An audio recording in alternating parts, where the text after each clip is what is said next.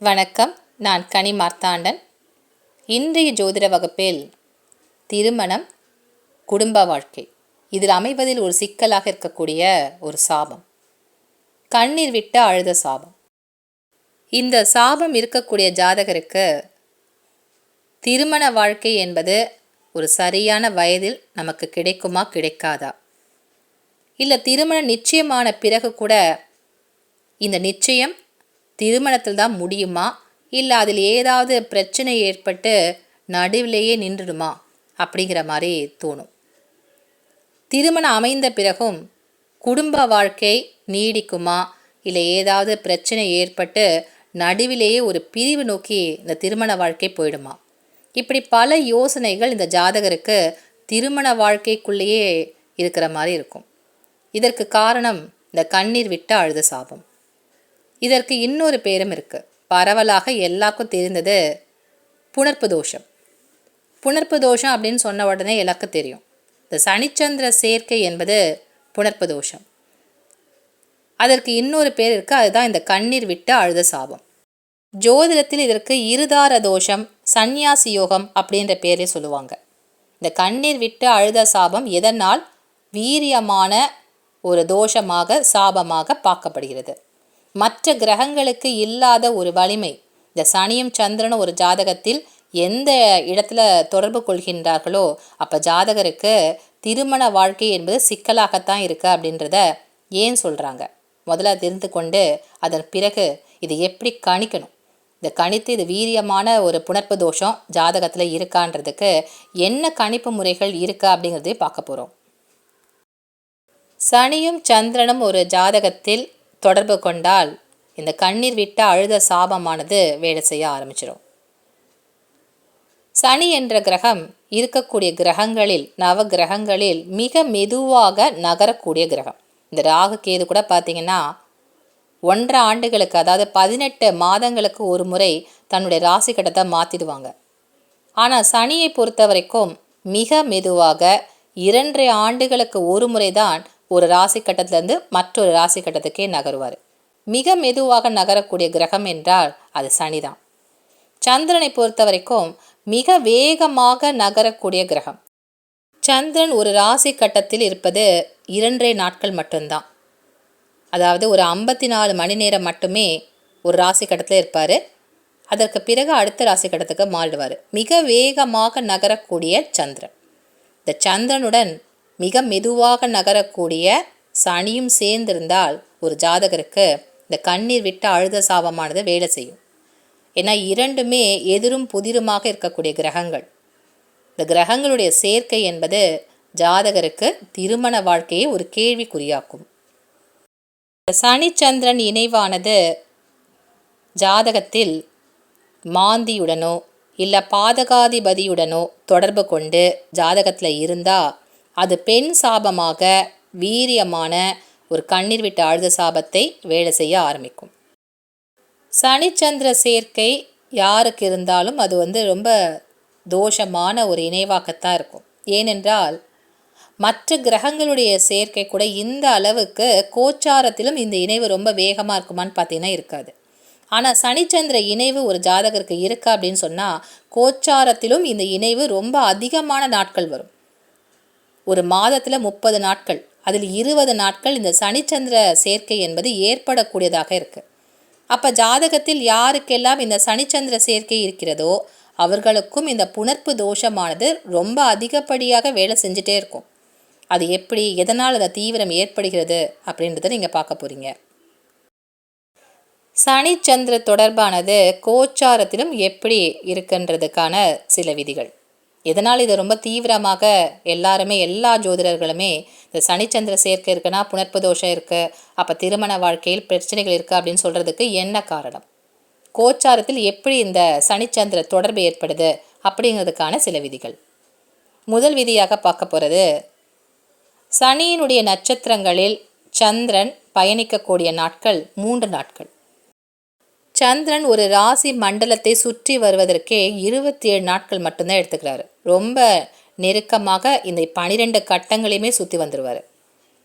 அப்போ சனியினுடைய நட்சத்திரங்களான பூசம், அனுஷம், உத்திரட்டாதி இந்த 3 நட்சத்திரங்களில் சந்திரன் பயணிக்கக்கூடிய நாட்கள் 3 நாட்கள்.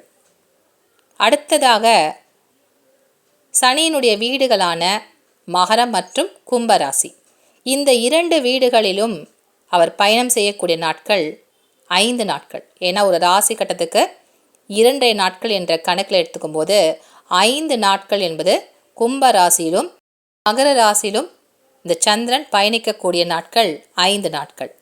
3வது விதியாக சனி இருக்கக்கூடிய ராசி கட்டம். இப்போ மார்ச் மாதம் 6ஆம் தேதி சனி பெயர்ச்சி என்பது நடக்க போகுது. இதுவரைக்கும் கும்ப ராசியில் இருந்த சனி அடுத்தபடியாக மீன ராசிக்குள் நுழைய போகின்றார்.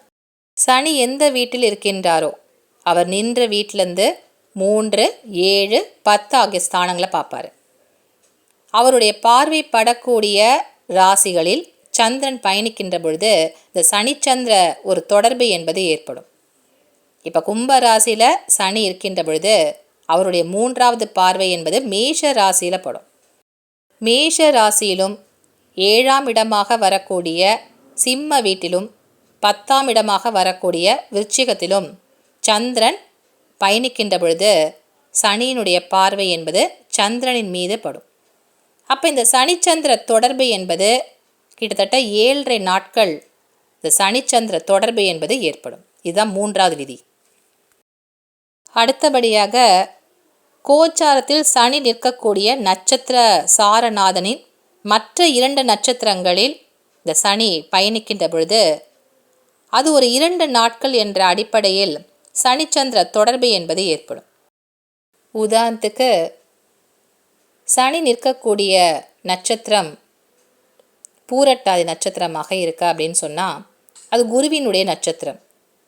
குருவினுடைய மற்ற நட்சத்திரங்களான புனர்பூசம், விசாகம், இந்த நட்சத்திரங்களில் இந்த கோச்சார சந்திரன் பயணிக்கக்கூடிய காலகட்டம் 2 நாட்கள். கோச்சாரத்தில் சனி இருக்கக்கூடிய நட்சத்திர சாரம் என்னவோ அதற்குரிய மற்ற நட்சத்திரங்களில் இந்த கோச்சார சந்திரன் பயணிக்கக்கூடிய காலகட்டமும் இந்த சனிச்சந்திர தொடர்பு என்பது ஏற்படுவதால் 2 நாட்கள் என்பது தொடர்பு ஏற்படும். அடுத்தபடியாக சனி எந்த ராசி கட்டத்தில் இருக்கின்றாரோ அந்த ராசி கட்டத்தில் இந்த சந்திரன் பயணிக்கக்கூடிய காலகட்டம் 2.5 நாட்கள்.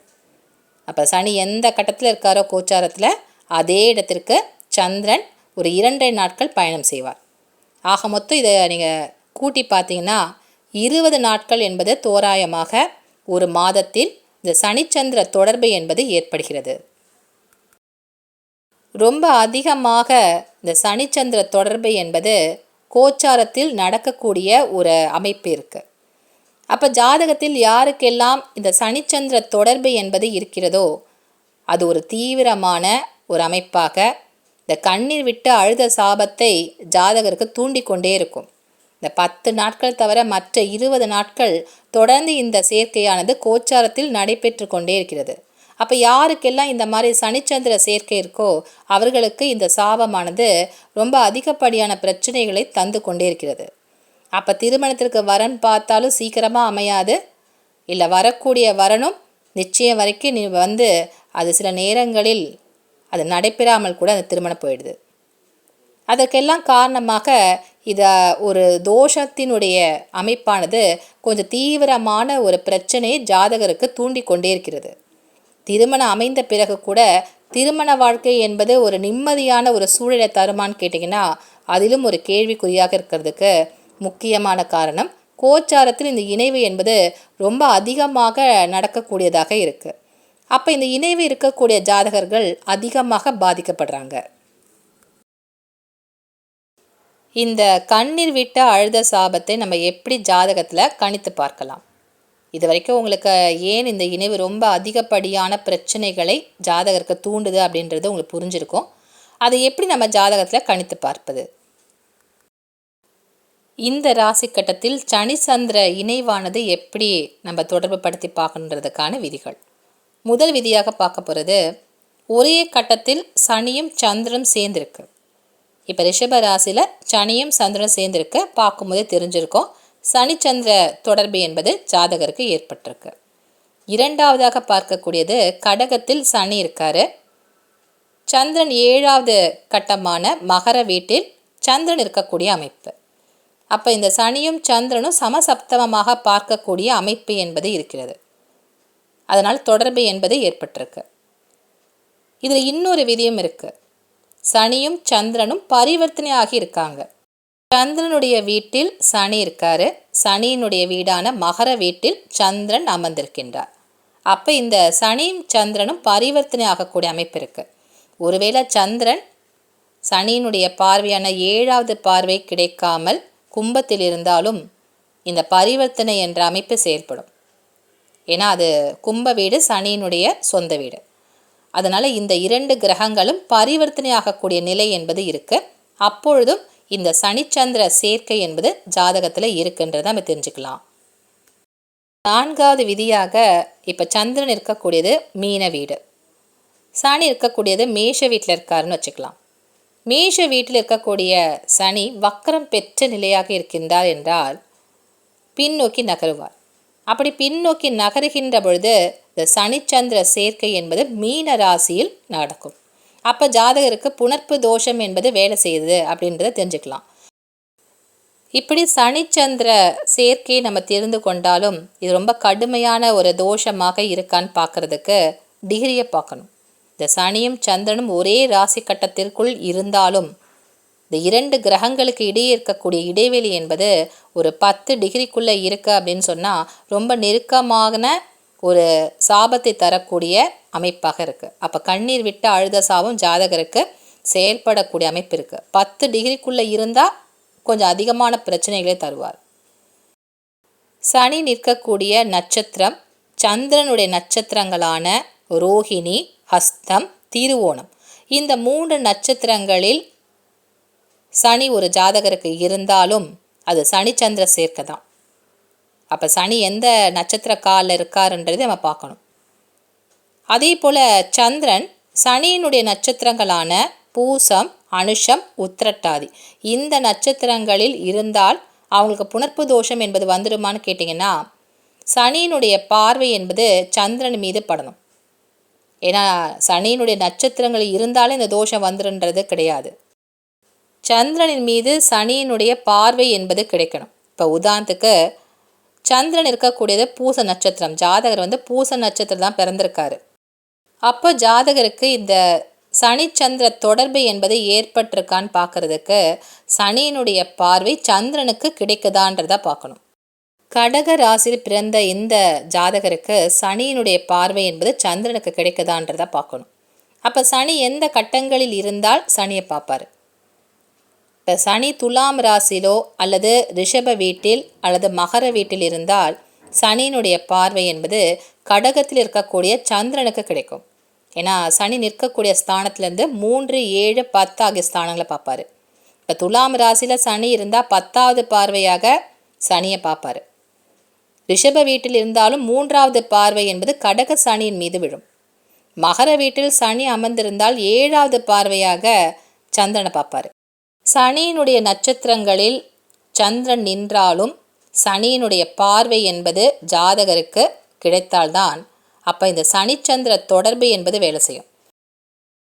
வீரியமான ஒரு சனிச்சந்திர தொடர்பு என்பது ஜாதகத்தில் இருக்கான்னு பார்க்குறதுக்கு இந்த 2 இணைவும் ஜாதகத்தில் எந்த கட்டத்தில் இருக்குது, மாந்தியுடன் தொடர்பு கொண்டு இருக்கிறதா அல்லது லக்கணத்திற்கு பாதகாதிபதியுடன் தொடர்பு கொண்டு இருக்காங்களா, இந்த 2 கிரகங்களும் பாதக ஸ்தானத்தில் இருக்கிறதா, இதெல்லாம் பார்க்கணும். அதை பார்க்கின்ற பொழுது தான் இது ரொம்ப ஒரு கடுமையான ஒரு தோஷமாக ஜாதகருக்கு வேலை செய்யும் அப்படின்றத தெரிஞ்சுக்க முடியும்.